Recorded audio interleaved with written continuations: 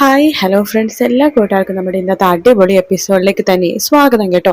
അങ്ങനെ പാർവതി ആണെങ്കിൽ 10 ലക്ഷം രൂപയ്ക്ക് വേണ്ടിയിട്ട് കൈലാസിന്റെ വീട്ടിലേക്ക് പോകുമ്പോഴേക്കും കൈലാസിന്റെ മമ്മി പാർവതിനെ അവിടെ നിന്ന് പറഞ്ഞയക്കുക കേട്ടോ. എന്നിട്ട് പറയുന്നുണ്ട്, 10,000 രൂപ നീ എങ്ങനെ തരാന്നാ പറയണത്? മാസം 1000 രൂപ വെച്ച് തന്നാൽ പോലും നീ എത്ര കൊല്ലെടുക്കും ഈ 10 ലക്ഷം രൂപ തരാനായിട്ട്? 10 ലക്ഷം രൂപ തരാനുണ്ട്, നിന്നെ കൊണ്ട് പറ്റില്ല. നിന്നെ കൊണ്ട് മാത്രം നിന്റെ വീട്ടുകാർക്കും പറ്റില്ല. 1000 രൂപ വെച്ച് തരാൻ പോലും നിങ്ങൾക്ക് പറ്റില്ല. പിന്നല്ലേ 10 ലക്ഷം രൂപ, അതൊന്നും തരാൻ പറ്റില്ല എന്ന് പറയണം. അവിടെ കൈലാസിന്റെ ഫാദർ വരുന്നുണ്ട്. അയാളും പറയുന്നുണ്ട്, അതെ, ഇനി മുതൽ നീ കൈലാസിനെ കാണാൻ വേണ്ടി ശ്രമിക്കരുത്. കൈലാസിനെ കാണാനോ സംസാരിക്കാനോ ഒന്നും ശ്രമിക്കരുത് എന്ന് പറഞ്ഞിട്ട് പാർവതിനെ അവിടെ നിന്ന് പറഞ്ഞയക്കാട്ടോ. പാർവതിക്കാണെങ്കിൽ ആകെ വിഷമമുണ്ട്. തിരിച്ച് നമ്മുടെ ഭൂമിക മേടത്തിനടുത്ത് വന്നിട്ട് ഈ കാര്യങ്ങളൊക്കെ പറയുമ്പോൾ ഭൂമികക്കും വല്ലാത്തൊരു വിഷമം തോന്നും കേട്ടോ. അങ്ങനെ പാർവതി പറയും, എല്ലായിടത്തും പറഞ്ഞ് പൊട്ടിക്കരയാണ്. ഇനി എനിക്ക് എൻ്റെ ആ അച്ഛൻ്റെ അടുത്ത് ഞാൻ എന്ത് പറയും? 10 ലക്ഷം രൂപ ഒരു സാധാരണക്കാരന് എടുക്കാൻ പറ്റുന്ന ഒരു എമൗണ്ട് അല്ലെങ്കിൽ വില തുകയല്ലെന്ന് ഞങ്ങൾക്കറിയാം. എങ്കിലും എങ്ങനെയെങ്കിലൊക്കെ സഹായിക്കാൻ പറ്റുമെന്ന് ചിലപ്പോൾ എൻ്റെ അച്ഛൻ വിശ്വസിച്ച് കാണുമായിരിക്കും. കാരണം അച്ഛൻ്റെ നോട്ടത്തിൽ ഞാൻ വലിയൊരു ഉദ്യോഗസ്ഥയാണല്ലോ. അച്ഛനറിയില്ലല്ലോ എനിക്കിവിടെ തുണി എടുക്കണതും തുണി മടക്കണതായിട്ടുള്ള ജോലിയാണെന്ന്.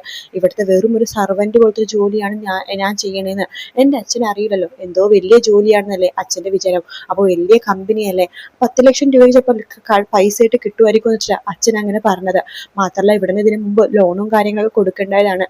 ഇപ്പോഴാണെങ്കിൽ കൊടുക്കുന്നു ഇല്ലെന്ന് പറയണു. ഞാൻ എന്താ ചെയ്യുക എന്നൊക്കെ പറഞ്ഞിട്ട് നമ്മുടെ ഭയങ്കര കരച്ചിലാണ് പാർവതി. അത് കാണുമ്പോൾ ഭൂമിക മേഡത്തിന് വിഷമമാണ്. എങ്ങനെയെങ്കിലും ഇവളെ സഹായിച്ചേ പറ്റൂ എന്ന് ഭൂമികയും വിചാരിക്കുകയാണ്. രാവിലെ തന്നെ നമ്മുടെ തിരിച്ച് പാർവതിയാണെന്നുണ്ടെങ്കിൽ കമ്പനിയിലേക്ക് പോകുന്നുണ്ട്. അവിടെ ജയന്തി ഉണ്ട്, നമ്മുടെ സൗന്ദര്യ ഉണ്ട്, മോഹൻ ഉണ്ട്, പ്രിയനുണ്ട്. അപ്പൊ അവരോടൊക്കെ തന്നെ സങ്കടം പറഞ്ഞ കരയാണ്. എനിക്കൊരിക്കലും 10 ലക്ഷം രൂപ ഉണ്ടാക്കാൻ സാധിക്കില്ല. 10 ലക്ഷം രൂപ പോയിട്ട് 10,000 രൂപ പോലും ഉണ്ടാക്കാൻ പറ്റുമെന്ന് തോന്നുന്നില്ല. സഹായിക്കാത്തവരെ ഞാൻ കുറ്റം പറയുന്നില്ല. കാരണം തിരിച്ചു കിട്ടുമെന്ന് ഉറപ്പുള്ളെങ്കിൽ മാത്രമല്ലേ അവര് പൈസ തരുള്ളൂ. എനിക്കൊരിക്കലും ആ പൈസ തിരിച്ചു കൊടുക്കാൻ പറ്റില്ലെന്ന് എല്ലാവർക്കും നന്നായിട്ട് അറിയാം. അതുകൊണ്ടിട്ടായിരിക്കും 10 ലക്ഷം രൂപ തന്ന് ആരും സഹായിക്കുന്നത്. പക്ഷെ അവസാനത്തെ ഒരു മാർഗം കൈലാസ് സാറിനോട് ചോദിക്കാൻ വേണ്ടി ഭൂമികാൻ മേഡം പറഞ്ഞപ്പോഴേക്കും ചിലപ്പോൾ കൈലാസ് സാർ സഹായിക്കും എന്ന് ഞാൻ വിചാരിച്ചു. പക്ഷെ അവിടെയും കൈലാസ് സാറിന്റെ അമ്മയും അച്ഛനും എന്നെ ആട്ടി ഓടിക്കായിരുന്നു.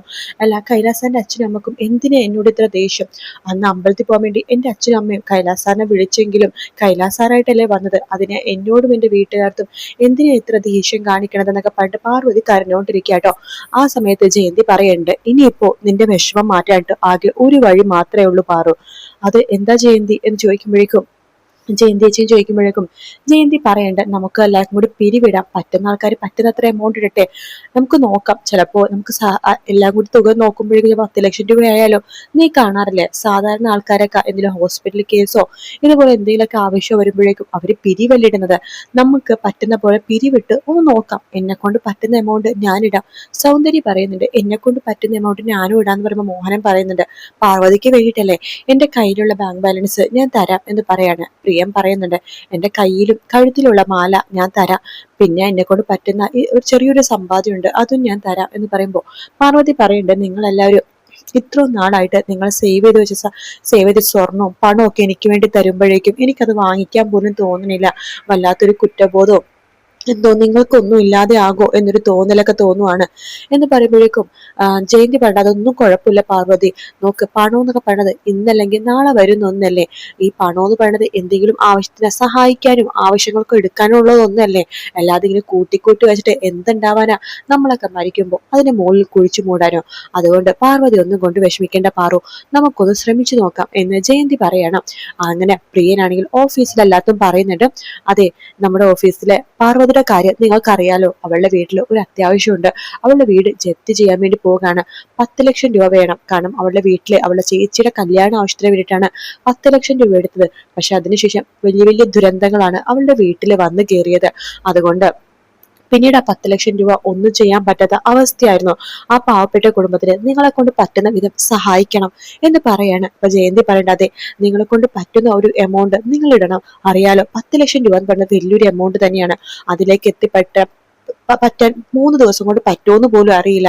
എങ്കിലും ആത്മാർത്ഥമായിട്ട് ശ്രമിച്ചാൽ അതിന്റെ പകുതി എമൗണ്ടുകൾ ഉണ്ടാക്കാൻ പറ്റിയ നമുക്ക് എങ്ങനെയെങ്കിലും ഒക്കെ അവിടുത്തെ ആൾക്കാരോട് സംസാരിച്ച് നോക്കാലോ എന്ന് വെച്ചിട്ടാണ് എന്നൊക്കെ ജയന്തി പറയാണ്. അങ്ങനെ പ്രിയം പറയുന്നുണ്ട്, ജയന്തി ഒരു കാര്യം ചെയ്യാം, നമുക്ക് പൈസ പിരിക്കാം എന്ന് പറയാണ്. ആദ്യം തന്നെ ജയന്തിയും പ്രിയനും അവരുടെ കയ്യിലുള്ള പൈസയും കാര്യങ്ങളൊക്കെ ഇടാട്ടോ. അപ്പൊ ജയന്തിയുടെ കയ്യിലുള്ള പൈസ ഇടുന്നുണ്ട്. അതുപോലെ തന്നെ സൗന്ദര്യം ഇടുന്നുണ്ട്. പിന്നീട് പ്രിയനും മോഹനും ഒക്കെ നല്ല രീതിയിലുള്ള എമൗണ്ട് തന്നെ ഇടുന്നുണ്ട് കേട്ടോ. പിന്നെ അവരുടെ ഓഫീസിൽ ഓരോരോ ആൾക്കാർ പൈസ ഇങ്ങനെ ഇട്ടോണ്ടിരിക്കുകയാണ്. പാർവതിക്ക് വല്ലാതെ സന്തോഷം തോന്നുന്നുണ്ട്. തനിക്കൊരു ആപത്ത് വന്നപ്പോഴേക്കും ഓഫീസിലെ എല്ലാവരും കുറേശ്ശെ പൈസ വെച്ചിട്ടാണെങ്കിലും ഇടുന്നുണ്ടല്ലോ എന്നൊക്കെ ആലോചിച്ച് പാർവതിക്ക് സന്തോഷമാവാട്ടോ. അപ്പൊ ഇതെല്ലാം തന്നെ നമ്മുടെ കരുനാഗൻ സാർ ഇങ്ങനെ കണ്ടോണ്ടിരിക്കട്ടോ. ഇയാൾ ഇങ്ങനെ നോയിക്കൊണ്ടിരിക്കുകയാണ്. ഓഹോ, അപ്പൊ ഇതാണ് പരിപാടി. പിരിവിട്ട് പൈസ ബക്കറ്റ് പിരിവിട്ടിട്ട് അവളുടെ കടം വീട്ടാനായിട്ട് എല്ലാവരും ഒറ്റക്കെട്ടായിട്ട് നിൽക്കാണല്ലേ. എല്ലാവരും പൈസ ഇടുന്നുണ്ടല്ലോ. എന്ത് ചെയ്യാം, തന്റെ ഓഫീസിൽ ഒരാളുടെ ആവശ്യമല്ലേ, താനും ഒരു പൈസ ഇട്ടേക്കാം എന്നൊക്കെ നമ്മുടെ കരിനാഗന് വിചാരിക്കാണ്.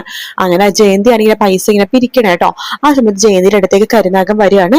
അപ്പൊ കരിനാഗൻ വരുമ്പോ തന്നെ ഒരാൾക്ക് മനസ്സിലായി എന്തോ ഒരു പണി ഒപ്പിക്കാനാണെന്ന്.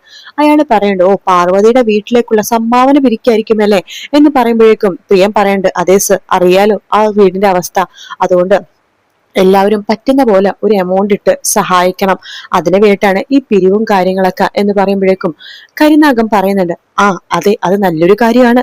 ഓഫീസിൽ ഒരാൾക്കൊരു ആപത്ത് വന്ന് എല്ലാവരും ഒരുമിച്ച് നിന്നിട്ട് സഹായിക്കണം, അത് നല്ലൊരു കാര്യമാണല്ലോ.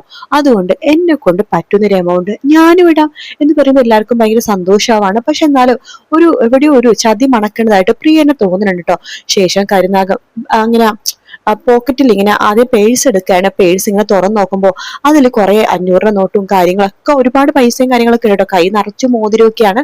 ഈ കൈ 4 വിരൽ മോതിരം, ഈ കയ്യിൽ 4 വിരൽ മോതിരം, പിന്നെ മാല, അങ്ങനെയൊക്കെ ഇട്ടിട്ട് ഇങ്ങനെ ഇരിക്കുകയാണ്. എന്നിട്ട് പേഴ്സിലുള്ള പൈസ അങ്ങനെ തന്നെ മടക്കി അങ്ങനെ തന്നെ പോക്കറ്റിൽ തന്നെ വെക്കാണ്. ശേഷം പോക്കറ്റിൽ നന്നായിട്ട് അരിച്ചു പിറക്കാണ്. അപ്പൊ അതിൽ നിന്ന് ഒരു ഒറ്റ രൂപ തുണ്ട് കിട്ടുന്നുണ്ട്. ആ 1 രൂപ ഇങ്ങനെ പൊക്കി കാണിക്കണല്ലോ അവരെ. ഇത് കണ്ടില്ലേ, പാർവതിയുടെ വീട്ടിലൊരു ആവശ്യത്തിന് വേണ്ടിയിട്ടല്ലേ നമ്മുടെ കയ്യിൽ ഉള്ള പോലെ സഹായിക്കണമെന്നല്ലേ പറഞ്ഞത്, അതുകൊണ്ട് ഈ 1 രൂപ തന്നെ ഞാൻ സഹായിക്കാണ് എന്ന് പറഞ്ഞിട്ട് ആ പൈസകളുടെ കൂട്ടത്തിൽ ആ 1 രൂപ ഇടാട്ടോ. അത് കാണുമ്പോഴേക്കും പാർവതിക്ക് വിഷമാവുന്നുണ്ട്. പ്രിയനൊക്കെ ദേഷ്യം വരോട്ട് ഒരു കളിയാക്കി ചെയ്യുന്ന പോലെയാണ് ചെയ്യണത്. പക്ഷെ എന്തൊക്കെ വന്നാലും അവര് കുഴപ്പമില്ല സാർ, സാറിന്റെ നിലവാരം അനുസരിച്ച് സാറ് 6 പിശുക്കാണെന്ന് നമുക്കറിയാലോ, എന്നാലും 1 രൂപയെങ്കിലും ഇടാൻ സാധിച്ചല്ലോ. സാർ 1 രൂപ 10 പൈസ കൂടെ ഇല്ലെന്ന് ഞങ്ങൾ വിചാരിച്ചത്, 1 രൂപയെങ്കിലും തന്നല്ലോ സാർ, വലിയ കാര്യം എന്ന് പറയാണ്. അപ്പോ എന്താണ് അതിന്റെ ബാക്കിയുള്ള പൈസയൊക്കെ അവർ പിരിക്കുകയാണ്. പക്ഷെ അപ്പോഴും ഒന്നും ആകുന്നില്ല. പ്രിയം പറയുന്നുണ്ട്, ഞാനൊരു അറ്റകൈ പ്രയോഗം നടത്താൻ പോവാണ് എന്നൊക്കെ പറഞ്ഞ് പ്രിയം മോഹനോട് പറഞ്ഞിട്ട് വീട്ടിലേക്ക് പോവാണ്. അപ്പൊ പ്രിയന്റെ വീടിന്റെ ആധാരം ഉണ്ടല്ലോ, അപ്പൊ ആധാരം പണയം വെച്ച് എങ്ങനെയെങ്കിലൊക്കെ ഒരു 10 രൂപ അമ്മ അറിയാതെ ആധാരം പണയം വെച്ച് എങ്ങനെയൊക്കെ ഒരു 10 ലക്ഷം രൂപ എടുത്തിട്ട് പാർവതിക്ക് കൊടുക്കുകയാണെങ്കിൽ പിന്നീട് ആരെങ്കിലൊക്കെ സഹായിക്കാന്നൊക്കെ പറയാൻ പൈസ കൊടുത്തിട്ട് ആധാരം തിരിച്ചെടുപ്പിക്കാലോ എന്ന് പ്രിയം വിചാരിക്കുകയാണ്. അതുകൊണ്ട് തന്നെ പ്രിയൻ അമ്മയടുത്തൊന്നും പറയാതെ ആ വീടിന്റെ ആധാരം എടുക്കാണ് പണയം വെക്കാനായിട്ട് 10 ലക്ഷം രൂപ പാർവതിക്ക് കൊടുക്കാനായിട്ട്. അപ്പൊ പാർവതി ഇങ്ങനെ പറയേണ്ട, ഒരുപാട് റിസ്ക് ഒന്നും ആരും എടുക്കണ്ട, പൈസ ഇല്ലെങ്കിൽ വേണ്ട, ചിലപ്പോൾ ഞങ്ങളുടെ വിധി അതായിരിക്കും, കുഴപ്പമില്ല എന്നൊക്കെ പറയുന്നുണ്ടെങ്കിലും പക്ഷെ അത് ആരും കേൾക്കുന്നില്ല. പാർവതിക്ക് ഒരു ആവശ്യം വരുമ്പോൾ ഞങ്ങളല്ലേ സഹായിക്കേണ്ടത് എന്നൊക്കെ പറഞ്ഞിട്ട് എല്ലാവരും സഹായിക്കുകയാണ്. പക്ഷെ പ്രിയനാണ് ഏറ്റവും കൂടുതൽ സഹായിക്കുന്നത് കേട്ടോ. അപ്പൊ കാത്തിരുന്ന് കാണാം ഫ്രണ്ട്സ് ഈ ഒരു ഭാഗം വരാനായിട്ട്. വീഡിയോ ഇഷ്ടപ്പെട്ടാൽ ലൈക്ക് ചെയ്യുക, സബ്സ്ക്രൈബ് ചെയ്യുക, കമന്റ് ചെയ്യുക. മറ്റൊരു വീഡിയോ കാണാം friends. Take care, bye bye.